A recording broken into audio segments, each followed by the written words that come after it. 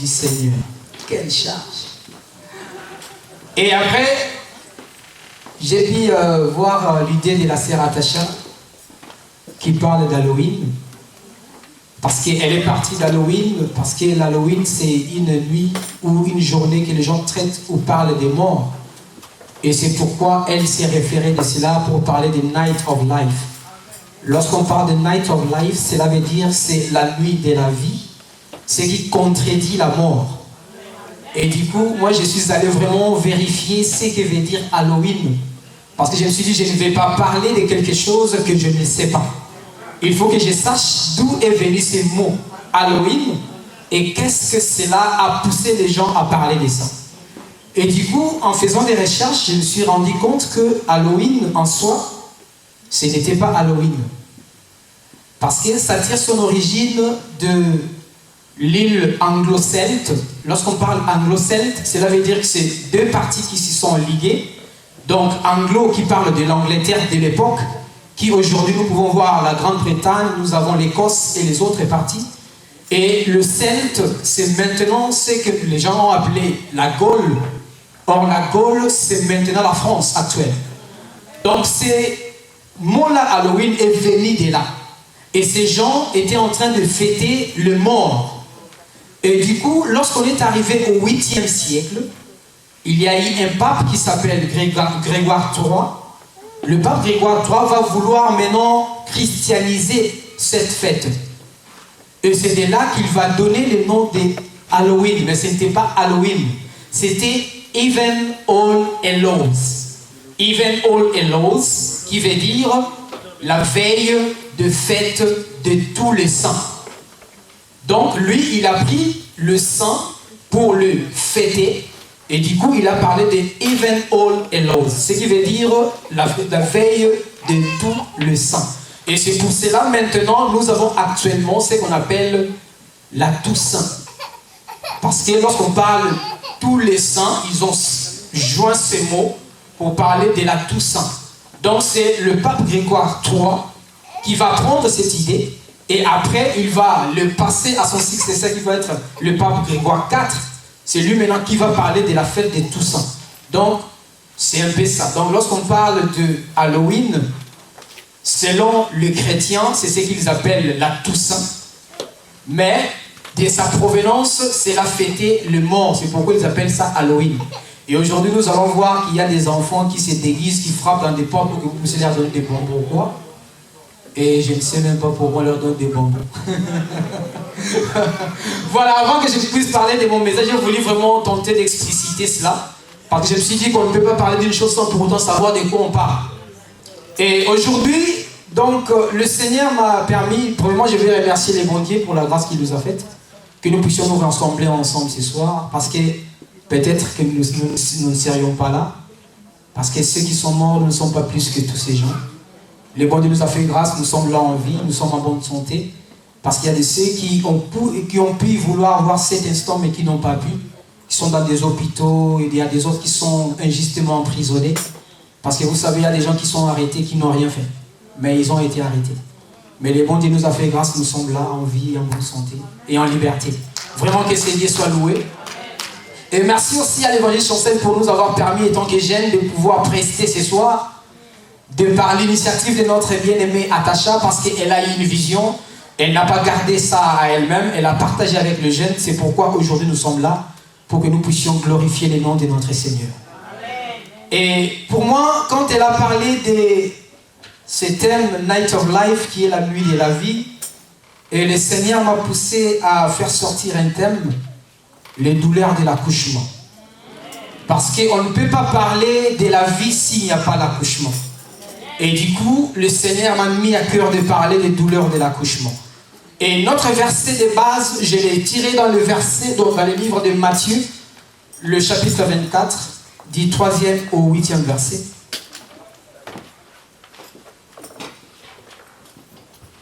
Matthieu 24, du 3e au 8e verset. J'ai lu la parole du Seigneur dans le nom de Jésus. Matthieu 24, du 3e verset au 8e verset.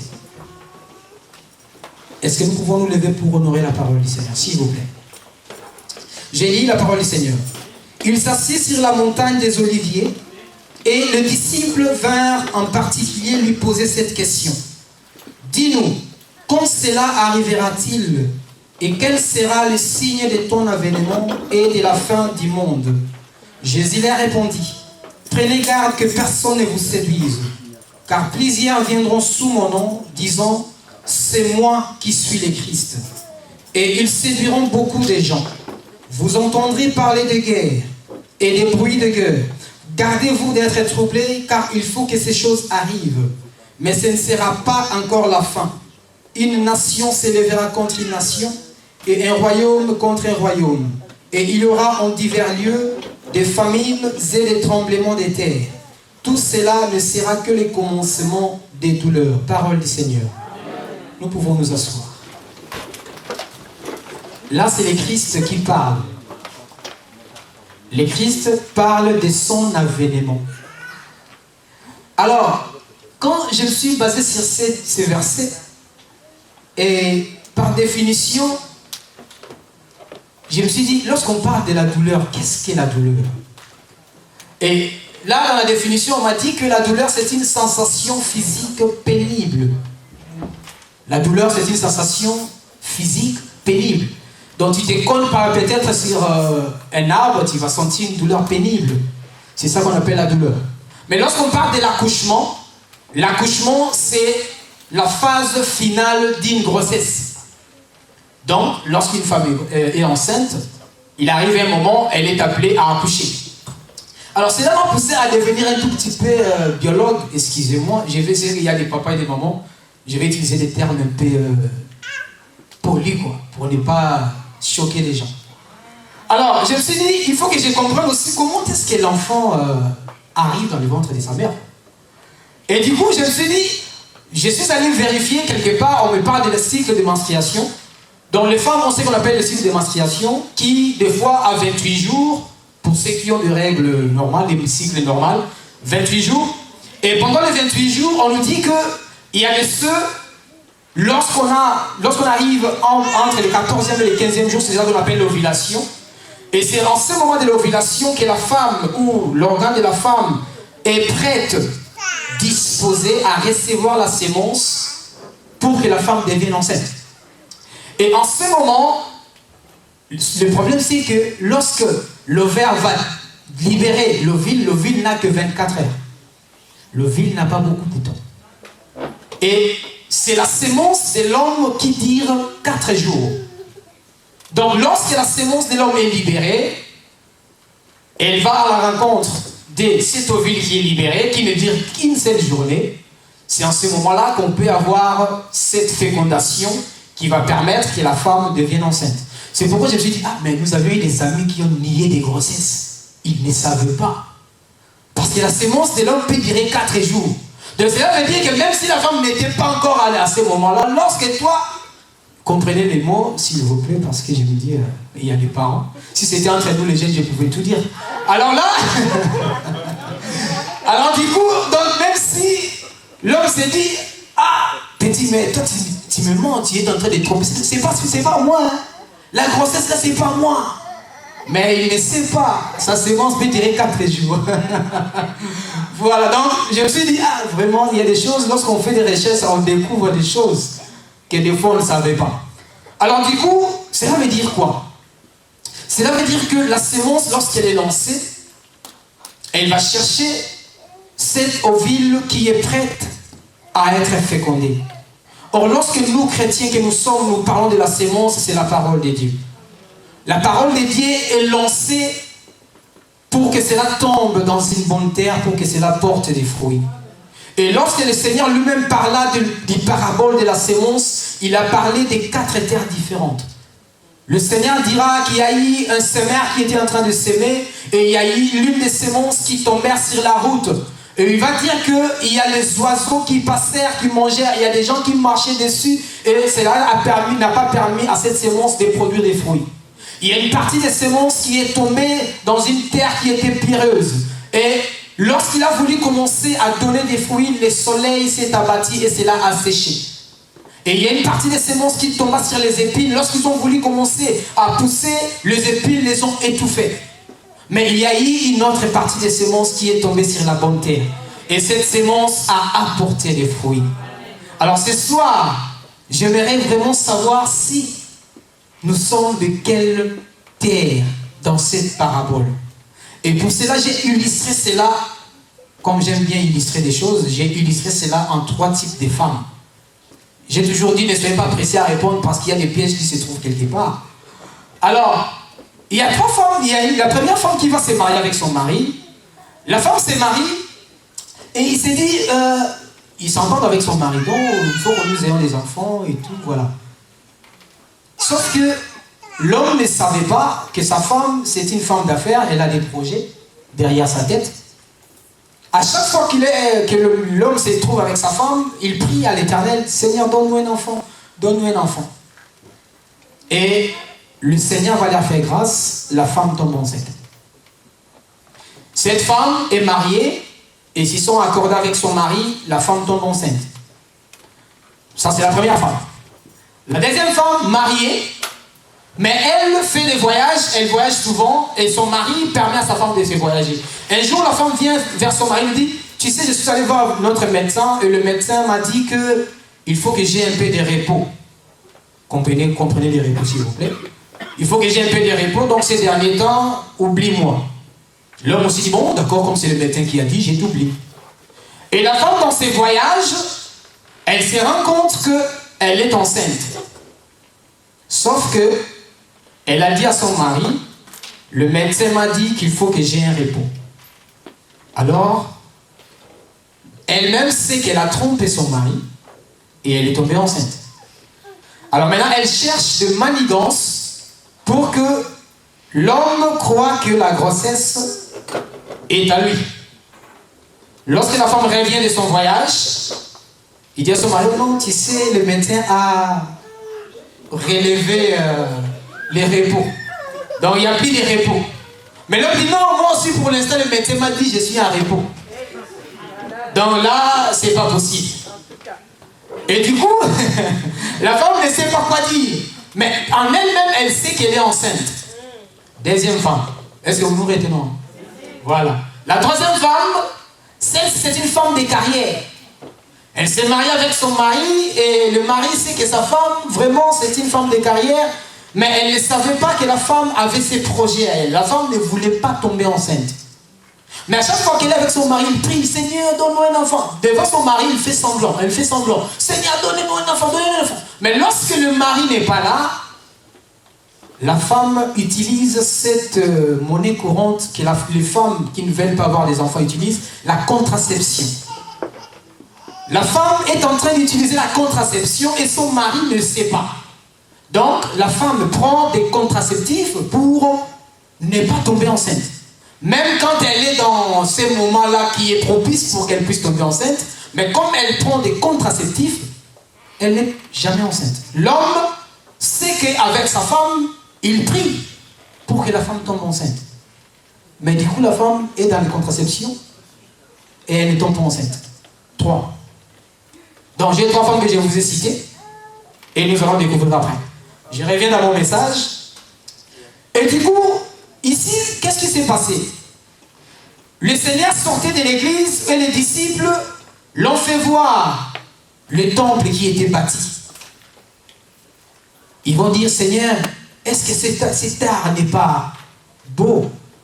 Et le Seigneur leur dira, je vous l'ai dit que sur cet édifice, il ne restera pierre sur pierre, si cela n'est effacé. Et c'est là qu'ils sont allés demander au Seigneur pour savoir quand est-ce que le Seigneur reviendrait. Quels seront les signes de son avènement? Quand est-ce que le Seigneur reviendra? Et le Seigneur va leur dire que vous allez entendre des bruits de guerre, vous allez entendre des tremblements de terre. Mais tout cela ne serait que le signe. Mais ce ne sera pas encore le temps. Et je crois qu'aujourd'hui, vous et moi, nous sommes en train de voir tous ces éléments que le Seigneur a dit. Partout dans le monde entier, nous entendons des guerres, des nations qui s'élèvent contre d'autres nations.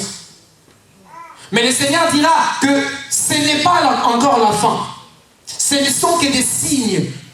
Ce sont des signes qui annoncent la venue du Christ. Alors, nous qui sommes des chrétiens, nous qui connaissons ce que le Seigneur nous a dit, est-ce que nous nous préparons en conséquence?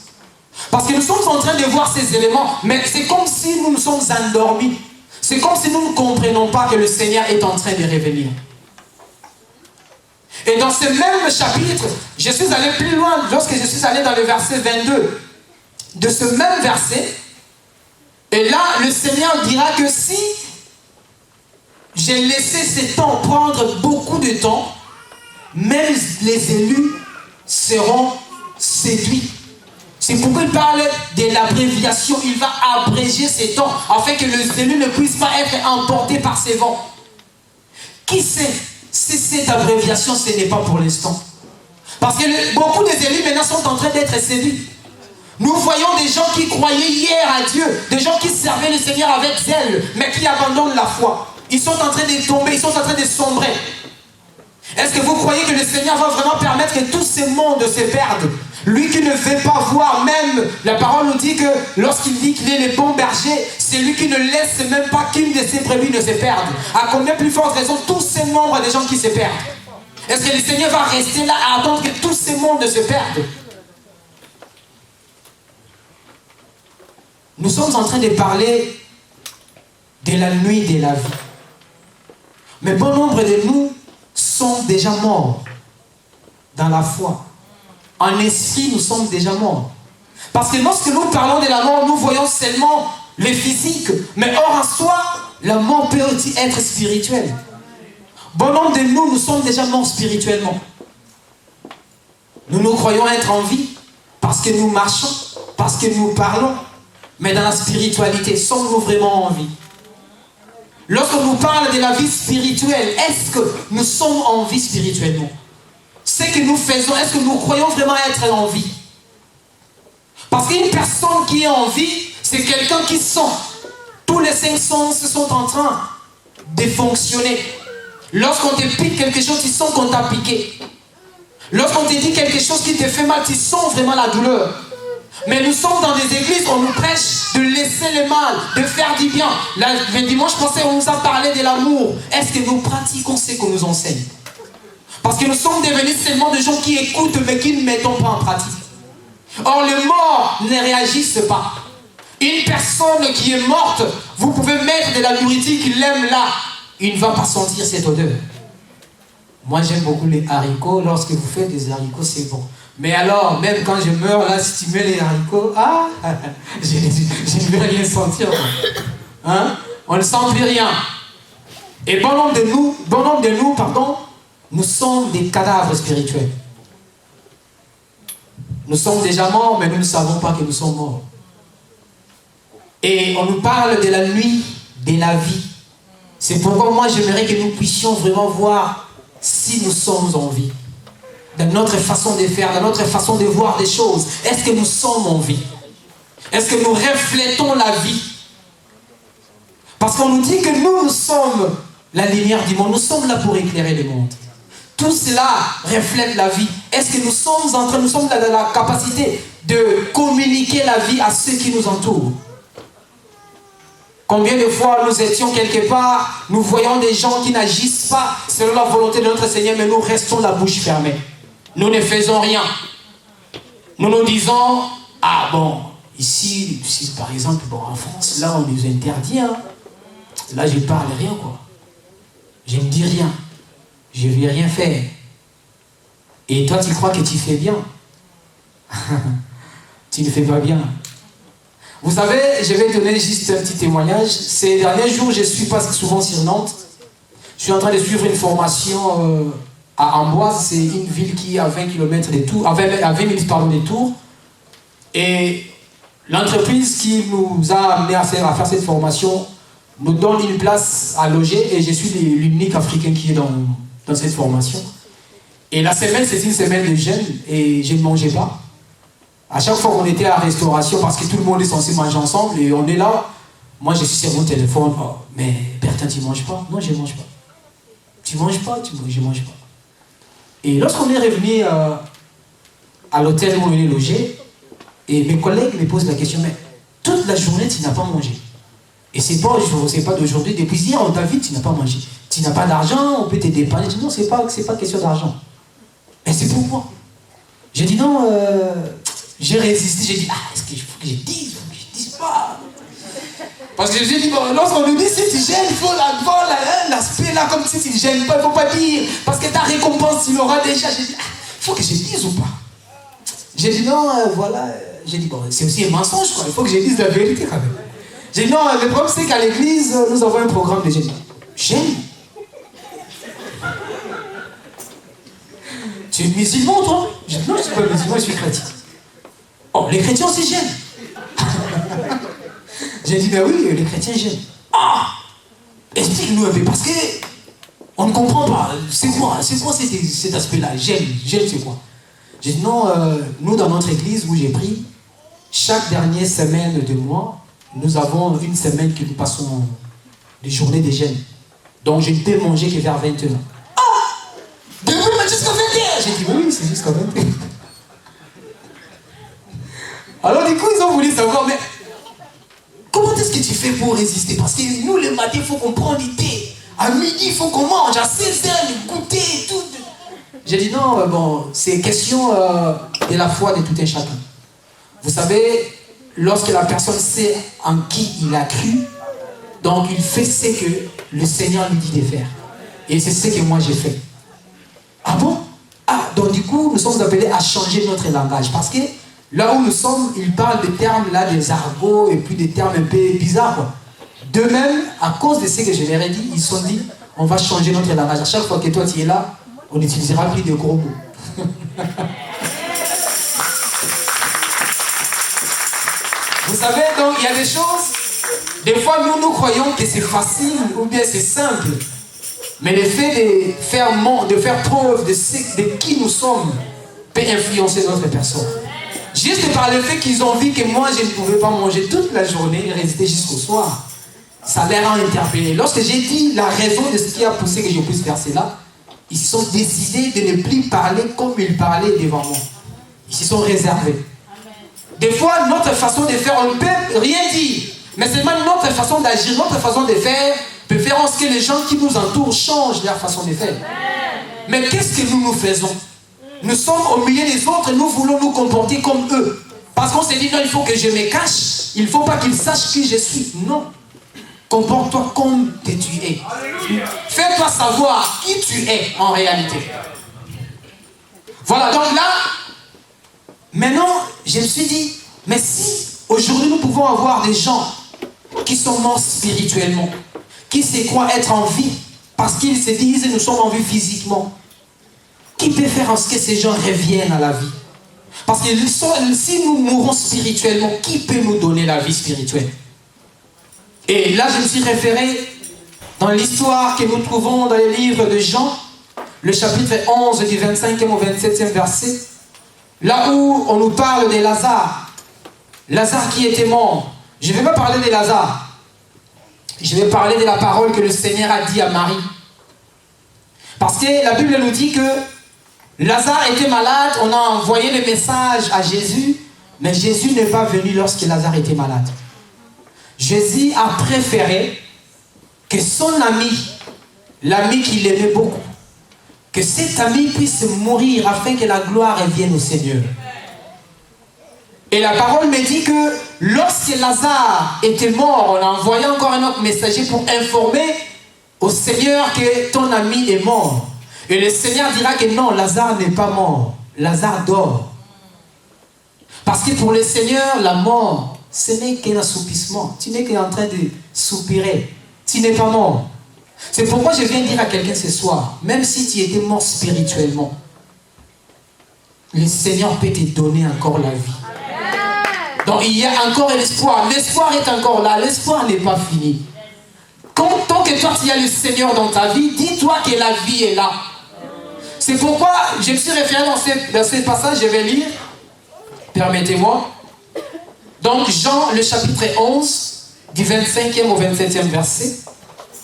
Jésus lui dit, je suis la résurrection et la vie. Celui qui croit en moi vivra, quand même il serait mort. Et quiconque vit et croit en moi ne mourra jamais. Crois-tu cela? Elle lui dit, oui Seigneur, je crois que tu es le Christ, le Fils de Dieu qui devait venir dans le monde. Donc même quand tu es mort, si tu crois que le Seigneur est sauveur dans ta vie, tu vivras. Alors je ne sais pas qui parmi nous se sent qu'il est mort et qui se dit qu'il est à terme de ses capacités. Parce que le Seigneur nous dit ce soir qu'il est encore en vie. Que le Seigneur peut nous redonner la vie. Donc, ne perdons pas espoir parce que le Seigneur peut encore nous redonner la vie. Alors, je vais maintenant revenir dans ces histoires que j'ai parlé de ces femmes. Parce que j'ai continué dans notre message de ce soir. La première femme qui est tombée enceinte, pour ne pas dire qui a eu la grossesse, parce que bon, déjà n'aime pas ce terme grossesse. La dame est tombée enceinte, elle était contente d'accoucher. Parce que la grossesse est de son mari. Elle était contente parce qu'elle sait que non, c'est l'enfant de son mari. Donc elle est contente. Et le jour de l'accouchement arrive, les maris se présentent pour attendre que la femme accouche. La femme a accouché, le bébé est né, c'est son enfant. Hein. Il voit vraiment, ah ouais, ça c'est mon enfant. L'homme est content, la femme est contente. Là, il n'y a pas de problème. Mais la deuxième femme, que j'ai dit que c'était une femme qui voyageait souvent, qui a dit que le médecin lui avait donné un repos, le jour de l'accouchement arrive, c'est elle maintenant qui commence à dire à son mari, ah, il ne faut pas me suivre à l'hôpital. Hein. Moi, je crois que je vais être bien si toi, tu n'es pas là. Oh, mais l'homme dit, mais pourquoi tu ne veux pas que je puisse être là? Oh, mais non, j'aimerais vraiment être seul. Oh, l'homme dit, mais c'est quelle histoire ça? Moi, je sais que lorsque les femmes sont prêtes à accoucher, ils aiment que l'homme soit prêt. Toi, tu me chasses. Non, il faut que je sois présent.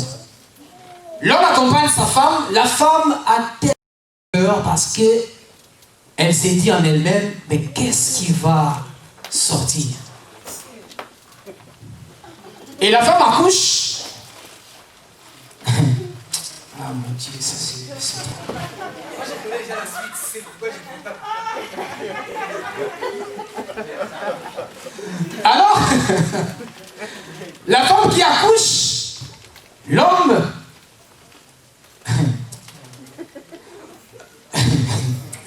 L'homme est là, en train de voir sa femme accoucher, et la femme qui accouche, l'enfant, un Chinois. Alors, le monsieur ne comprend pas. Mais, c'est quelle histoire ça? Toi, tu es une africaine. Moi, je suis africain. Chinois. Quelle explication? Alors, la femme n'a pas d'explication.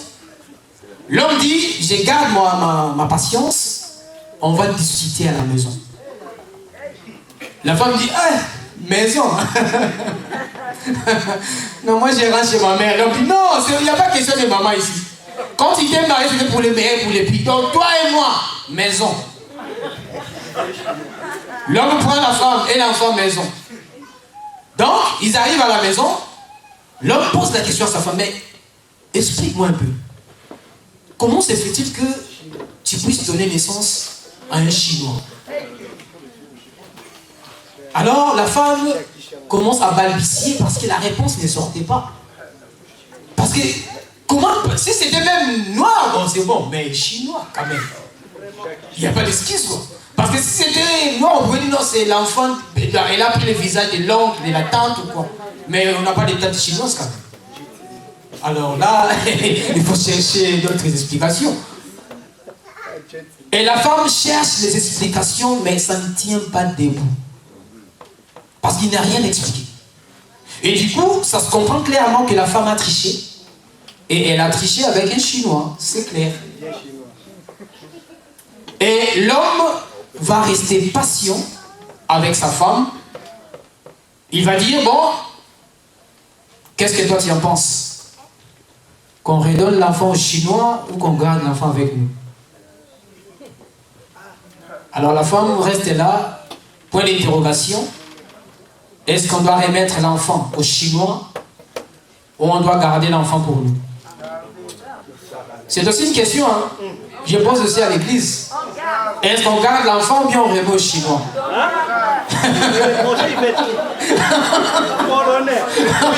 Vous gardez l'enfant, hein? Vous gardez l'enfant? Ah, vous remettez aux Chinois et vous gardez. Vous gardez l'enfant. Voilà, donc c'est bon. Donc on garde l'enfant. Voilà, donc et non, bon, tout le monde a dit qu'on garde l'enfant. Donc déjà j'ai parlé de deux personnes. Donc la femme qui a vraiment pris la grossesse de son mari, qui a donné naissance avec joie, et il y a l'autre qui a donné naissance avec les Chinois, mais les maris a dit on va garder l'enfant. Et l'autre, j'avais dit que elle a utilisé la contraception. Le mari ne savait pas. Le mari ne savait pas que sa femme utilisait des contraceptifs. Lui entendait que la femme pardon, tombe enceinte, la femme ne tombait toujours pas enceinte. Mais un jour, le bon Dieu a fait grâce à ce monsieur. Le monsieur s'est dit, il dit, bon, ces derniers temps, je crois que je commencerai à revenir un peu tard. Et je ne sais pas comment ça va se passer pendant ces temps, mais je reviendrai toujours, mais un peu tard. Et la femme qui savait que son mari souvent venait vers 18h, et après les manger vers 20h, c'est à cet instant qu'ils entraient en action. Comprenez l'histoire. J'ai toujours dit, je garde l'action. Alors, le monsieur maintenant commençait à venir vers 22h, 23h, et ainsi de suite. Mais un jour, il s'est fait qu'il est revenu avant. Et lorsque le monsieur arrive, il n'a pas fait bruit. Lorsqu'il entre, il trouve la femme en train de boire des médicaments. Et du coup, il n'a rien dit. Il a attendu que la femme se déplace. Lorsque la femme s'est déplacée, elle va prendre maintenant ses capsules pour voir si c'était quel médicament. Parce que la femme ne lui a pas dit qu'elle était malade. Et du coup, lorsqu'elle lui voit, oh, des contraceptifs. Oh, mais comment ça? Je ne suis pas son amant, je ne suis pas son compère, mais je suis son mari. Pourquoi des contraceptifs? Alors, l'homme a été un peu dépassé, il n'a pas compris. Alors, il n'a pas voulu se mettre en colère, il a appelé sa femme. Non, on va se parler. La femme s'est assise, et le monsieur va lui poser la question. Ah, est-ce que je t'ai déjà fait quelque chose qui t'a blessé? Oh non. Est-ce qu'il y a quelque chose qui ne va pas? Oh non. Est-ce qu'il y a quelque chose que tu m'as demandé que je n'ai pas donné? Non. Oh. Mais pourquoi tu ne veux pas tomber enceinte de moi? La femme dit, oh, qui t'a dit ça? Toi et moi, nous prions Dieu pour que nous puissions avoir des enfants. Tu me vois, à chaque fois, quand nous voulons entrer en nation, nous prions, non? Nous demandons Dieu pour qu'il nous... Alors l'homme est là, dit, mais pourquoi tu veux monter jusqu'à ce niveau? Mais dis-moi, maintenant je ne mens pas, je te dis la vérité, tu me vois en train de prier avec toi, et des fois tu viens, tu me trouves en train de prier le Seigneur. Alors du coup, le monsieur dira, non, je ne vais pas aller loin, mais explique-moi quelle est la raison de ces contraceptifs.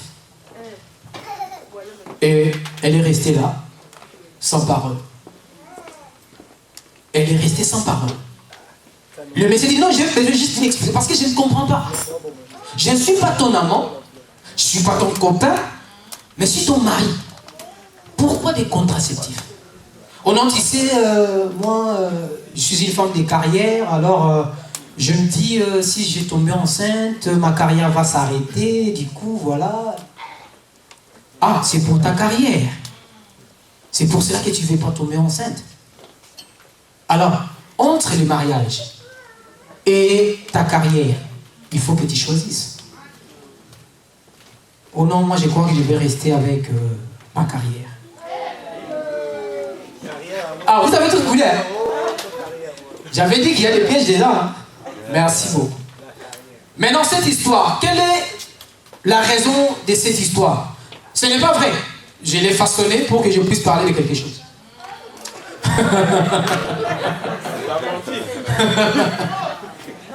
Le problème, c'est quoi? La première femme, j'ai dit que c'était une femme mariée qui aimait son mari et qui, après, est tombée enceinte et a donné un enfant. Nous sommes des femmes du Christ. Nous sommes mariés avec le Seigneur. Le Seigneur nous donne sa sémence. La sémence de l'Éternel, c'est la parole que nous recevons. Nous recevons la parole et lorsque nous recevons la parole, cette parole est appelée à transformer notre vie. Cette parole est appelée à être vue par les hommes. Mais si nous sommes vraiment des femmes qui aiment Dieu, nous n'avons pas honte de montrer les fruits de cette sémence. Nous n'avons pas honte. Parce que nous savons de qui est la grossesse. Nous savons qui est l'auteur de notre enfant. Nous n'aurons pas honte de montrer cet amour, cette reproduction que nous avons eue par cette sémence. C'est ça cette première femme. Est-ce que nous sommes cette première femme? C'est ça la question que nous devons nous poser. Parce que la première femme, elle n'a pas honte de vouloir que son homme soit avec elle lorsqu'elle est en train d'accoucher. Parce qu'elle sait que la sémence qu'elle a portée pendant 9 mois, c'est la sémence de l'homme qu'il aime ou qu'elle aime. Elle n'aura pas honte d'exposer ses fruits. Mais cette deuxième femme, la femme qui a reçu la sémence de ces Chinois que je venais de dire, c'est nous. Nous recevons la parole de Dieu, nous sortons, nous allons recevoir ce qui vient de l'extérieur.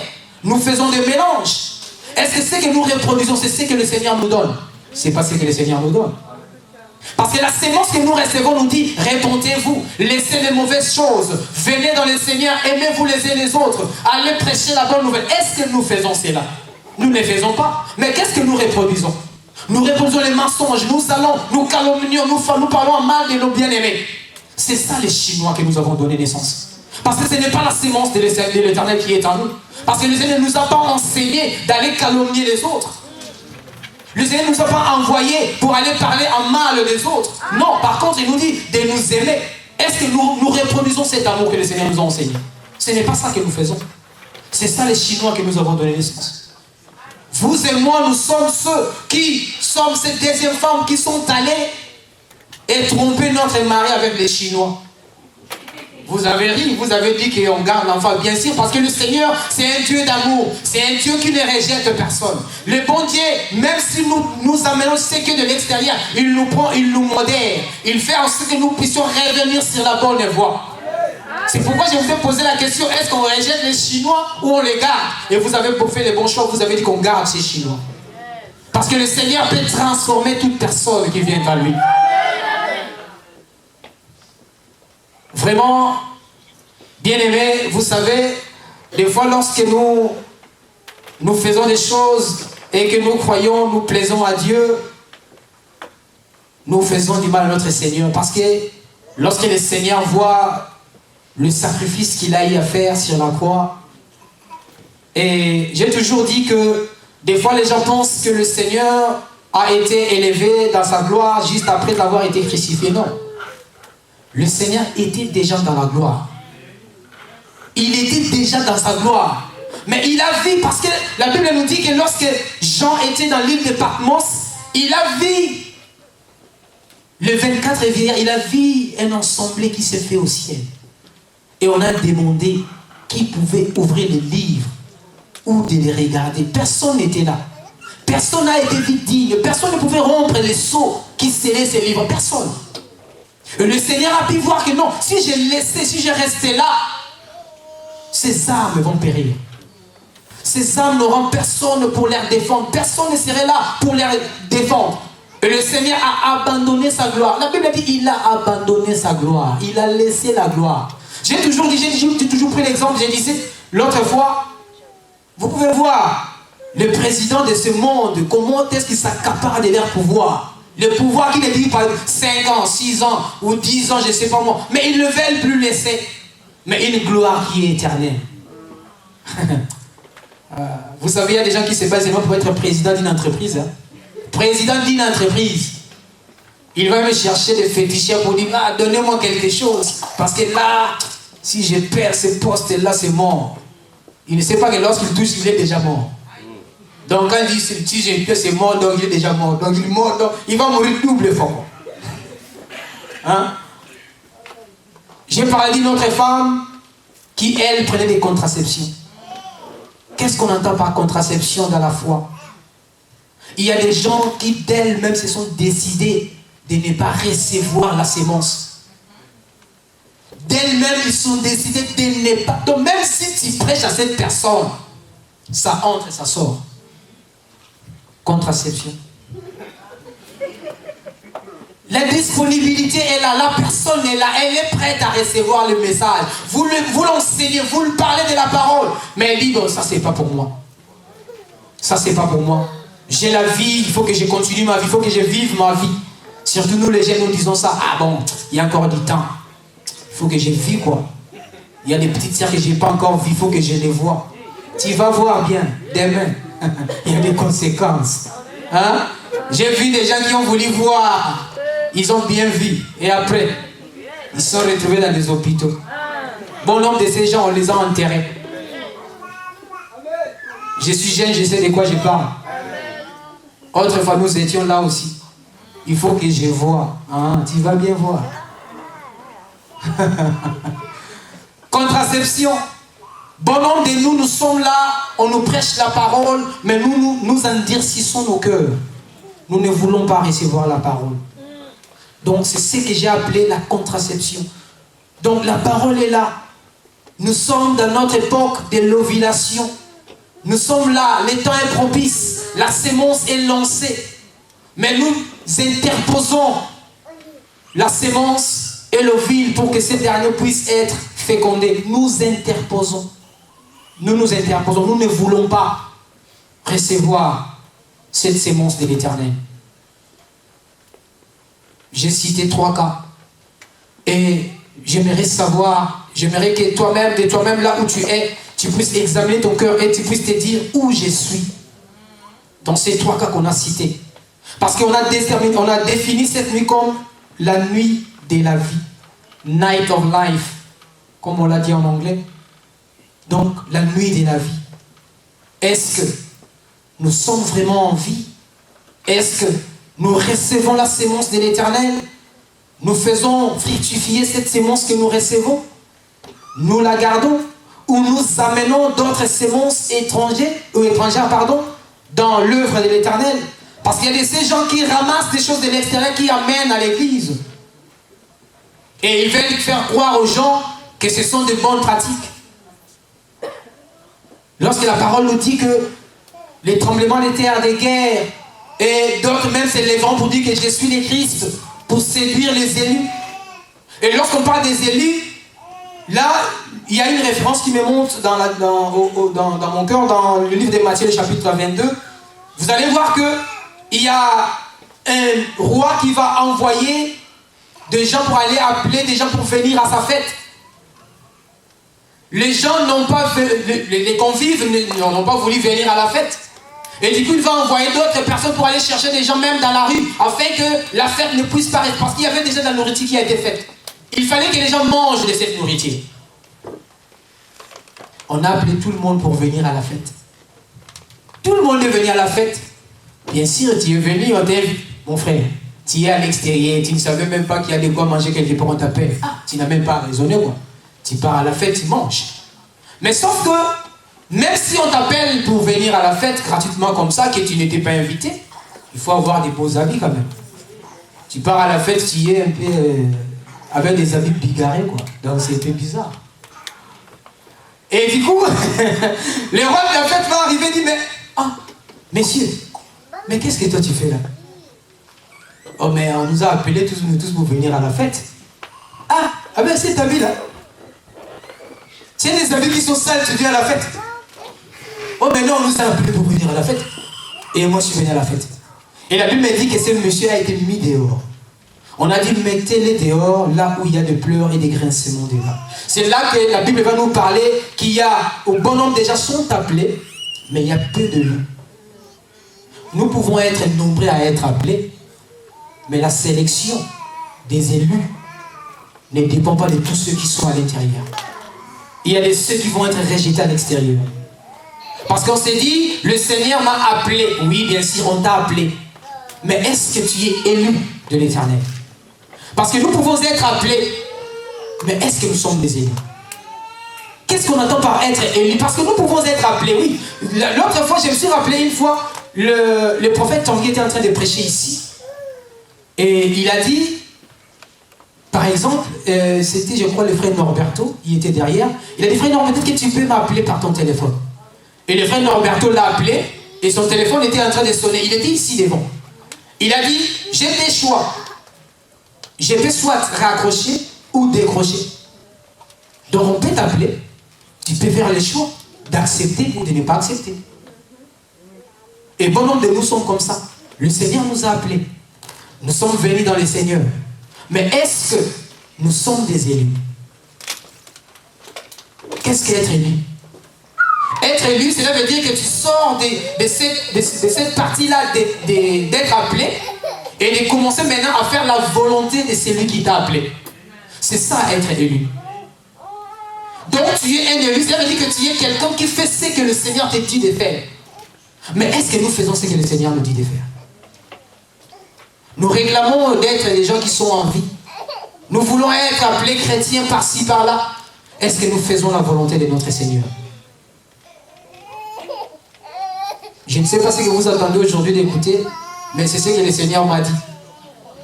Nuit des prières, nuit de la vie, mais nous sommes appelés à nous centrer et à savoir où nous sommes.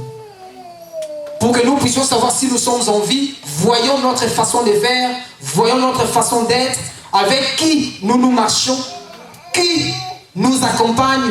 Est-ce que ce que nous faisons plaît à l'Éternel? C'est ça l'interpellation de l'Éternel pour nous ce soir. Même moi qui vous parle, ce message m'interpelle aussi. Parce qu'il y a des choses, des fois, que nous croyons que nous faisons du bien, mais des fois, nous ne faisons pas du bien. Parce que ce n'est pas toute chose que nous faisons qui plaît à l'Éternel. Il y a des choses que nous faisons, des fois, ça ne plaît pas à l'Éternel. Parce que des choses, des fois, nous faisons, c'est juste pour faire voir aux gens que nous faisons, mais en soi, nous ne les faisons pas volontairement. Nous les faisons pour faire valoir nos capacités, nos compétences, mais en soi, nous ne les faisons pas pour honorer le Seigneur. Vraiment, nous sommes appelés à voir notre attitude. Des fois, nous venons parce qu'on t'a dit, c'est toi qui vas faire ceci, c'est toi qui vas faire cela. Est-ce que de toi-même, tu t'élèves un jour, tu t'es dit, il faut que je fasse cela pour l'Éternel? Est-ce que tu l'as déjà fait? Des fois, tu te réveilles le matin, tu dis, aujourd'hui, toute la journée, je vais passer ma journée sans voir mon téléphone, sans faire ceci, je vais concentrer cette journée pour l'Éternel. Est-ce que tu l'as déjà fait? Parce que nous sommes, des fois, vous savez, on se réveille, on dit, Seigneur, merci, je me suis réveillé, c'est le matin, amen. Tu regardes directement le téléphone, qui m'a écrit sur Facebook? Qui a le message? Hey, j'ai beaucoup de likes aujourd'hui, hein. Première chose que tu fais, c'est ça.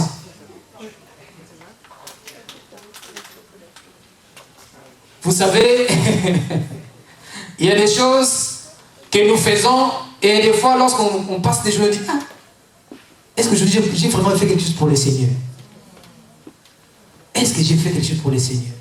Parce que vous savez, on peut rester 4 heures du temps à suivre une série dans notre télé, là, Netflix. Hein? Ah. Ces derniers temps, j'ai commenté quelque chose à l'un de mes collègues. Je lui ai dit, tu sais, il arrivait des fois, je ne dormais pas pour voir des séries sur Netflix. J'ai dit, bon, ça va s'arrêter ici et puis je vais voir l'épisode suivant après. Mais quand ça arrive, je fais, c'est vrai, il faut que j'écoute. Comment est-ce que c'était passé après? Tu continues. Bon, là vraiment ça va être la dernière série. Tu arrives, il faut que je vois. Il est arrivé une fois, je suis, je vois la montre, il est 5 heures. Mais il faut que je dorme. Vous voyez, j'ai commencé à suivre la série de 22h à 5h. Mais si on te dit prie de 22h à 5h,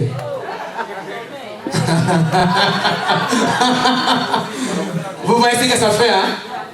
Parce que là, tu ne vas même pas sentir l'envie de dormir, le sommeil s'enfuit. Mais on te dit prier 10 minutes seulement. Seigneur, je dis merci. Seigneur, je dis merci. Quand Tu y es déjà endormi. 10 minutes. Vous voyez, hein? Des choses qui sont des futilités, pour nous, deviennent des choses importantes. Des choses qui sont importantes, c'est ce que nous rendons banales. Vraiment, nous sommes appelés à revoir notre façon de voir les choses. Donc, ce soir, le Seigneur nous interpelle et nous demande à nous repositionner, à recadrer nos projets. Parce que nous valorisons nos projets et nous oublions ce que la Bible nous dit. De chercher premièrement le royaume des cieux. Qui privilégie le royaume des cieux?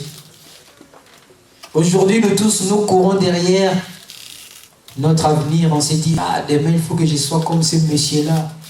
Il a acheté ceci, il a ceci, il a cela. Tu ne sais même pas ce qu'il a fait pour arriver là où il est. Tu ne sais même pas qu'est-ce qu'il fait comme sacrifice pour avoir ce qu'il a. Toi, tu es le Seigneur qui est là, qui t'a donné la vie en abondance. Il dit que je suis la vie, la vérité, il est le chemin. Le pain de la vie, c'est lui. La source de la vie, la source de l'eau qui ne tarit pas, c'est lui. À chaque fois que tu sens que tu as soif, si tu recours à lui, il va te redonner ce que tu recherches. Mais où est-ce que nous fixons nos regards? Des fois, on se dit, je me sens limité. Or que nous avons celui qui est illimité. Amen. Tu te dis, je n'arrive pas à progresser, mais il y a celui qui peut t'emmener plus loin que là où même toi que tu ne peux même pas penser. Bien-aimés, ce soir, je suis venu nous apporter ce message que le Seigneur veut que vraiment nous puissions revenir en lui. Ne soyons pas des femmes qui ont donné les Chinois. Ne soyons pas des femmes qui ont utilisé la contraception. Soyons cette femme qui a accepté la sémence de son mari et qui a donné naissance au fruit de cette sémence.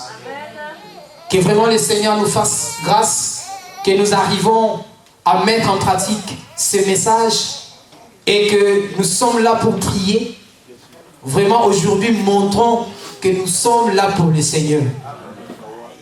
Pardon. Ne faisons pas comme ceux qui suivent Netflix comme moi, pardon. Prions vraiment le Seigneur. Amen. Que le Seigneur soit loué, que le Seigneur nous fasse grâce.